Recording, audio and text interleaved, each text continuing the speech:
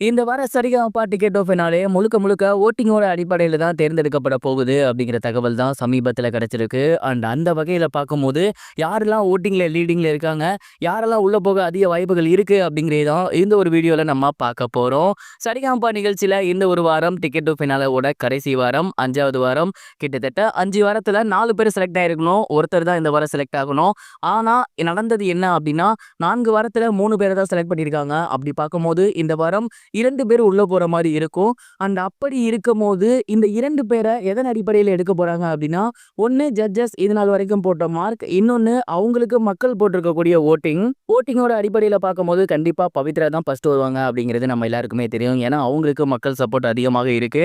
அது மட்டும் இல்லாம கடந்த வாரம் சபேசனுக்கும் அவங்களுக்கும் தான் காம்படிஷன் இருந்துச்சு. அப்படிங்கும்போது ஜட்ஜஸோட மார்க்லயுமே அவங்க கண்டிப்பா லீடிங்ல தான் இருப்பாங்க.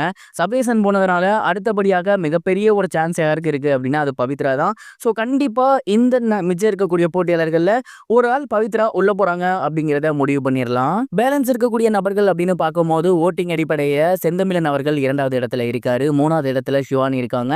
4வது இடத்துல தான் இனி அவர்கள் இருக்காங்க. இது முழுக்க முழுக்க ஓட்டிங்கின் அடிப்படையில் மட்டும் இருக்கு. ஆனா ஜட்ஜஸோட மார்க் இருக்கு இல்லையா, அவங்க வெளியே சொல்ல மாட்டாங்க. கோல்டன் பெர்ஃபார்மன்ஸ் மூலியமா பார்க்கும்போது கூட செந்தமிழனுக்கும் சிவானிக்கும் அதிக வாய்ப்பு இருக்கு. இனியா கோல்டன் பெர்ஃபார்மன்ஸ் அந்த அளவுக்கு வாங்கல. ஸோ இதன் அடிப்படையில் பார்க்கும்போது இவங்க 3 பேத்துல யார் வருவாங்க அப்படிங்கிறது மிகப்பெரிய ஒரு கேள்விக்குறியா தான் இருக்கு. பவித்ராவோட சேர்த்து இனியா வரப்போறாங்களா, இல்ல சிவானி வரப்போறாங்களா, இல்ல செந்தமிழன் வரப்போறாரா அப்படிங்கிறது தான் இப்ப எல்லாருக்குமான மிகப்பெரிய ஒரு டவுட்டாகவும் இருக்கு. சொல்ல முடியாது. ஓட்டுகள் அப்படிங்கிறது தொடர்ந்து வார வாரம் மாறிட்டு இருக்கு. நம்ம இப்ப செவ்வாய்க்கிழமை அடிப்படையில் பார்த்துட்டு இருக்கோம்.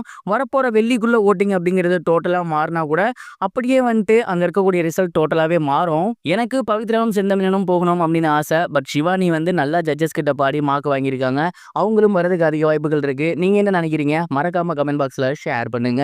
இது ஒரு புறம் இருக்க, பிரபல சமையல் கலை வல்லுநரும் நடிகருமான மாதம்பட்டி ரங்கராஜ் அவர்கள் ரீசெண்டா போலீஸ் ஸ்டேஷன்ல நான் ஜாய் கிறிசல்டா அவர்களை மேரேஜ் பண்ணது உண்மைதான் அப்படின்னு ஒத்துக்கிட்டது இன்னைக்கு சோசியல் மீடியா ஃபுல்லாவே பயங்கர வைரலா போய்கிட்டு இருக்கு. ஜாய் கிறிசல்டா அப்படிங்கிற ஆடை வடிவமைப்பாளர் சமீபத்துல இவர் மேல கேஸ் கொடுத்திருந்தாங்க. குறிப்பா தன்னை காதலிச்சு கல்யாணம் பண்ணி ஏமாத்திட்டாரு அப்படின்னும், எனக்கு குழந்தை பிறக்க போற டைம்ல அவர் என்னை விட்டு போயிட்டாரு அப்படிங்கிற மாதிரியும் கேஸ் கொடுத்திருந்தாங்க.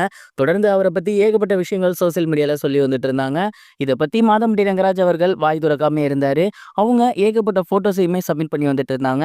இதற்கிடையில கிட்டத்தட்ட 3 மாதங்கள் கழித்து மாதம்பட்டி ரங்கராஜ் அவர்கள் இது விஷயமா வாய் திறந்திருக்காரு. குறிப்பா போலீஸ் ஸ்டேஷன்ல நான் அவங்களை கல்யாணம் பண்ணது உண்மைதான் அப்படிங்கிற மாதிரி சொல்லியிருக்காரு. அவரு இந்த உண்மையை ஒத்துக்கிட்டதுக்கு அப்புறம் இதுக்கப்புறம் என்ன நடக்க போகுது, அதாவது அவரு முதல் மனைவியோட சேர்ந்து வாழ போறாரா, இல்ல ஜாய் கிறிசல்டாவோட சேர்ந்து வாழ போறாரா அப்படிங்கிறத பொறுத்து இருந்து தான் பார்க்கணும். ஜாய் கிறிசல்டா அவர்களுமே எனக்கு மாசம் இத்தனை லட்சம் வேணும் அப்படிங்கிற மாதிரி கண்டிஷன் வச்சிருக்காங்க. என்ன நடக்க போகுது அப்படிங்கிறத பொறுத்து இருந்து பார்க்கலாம்.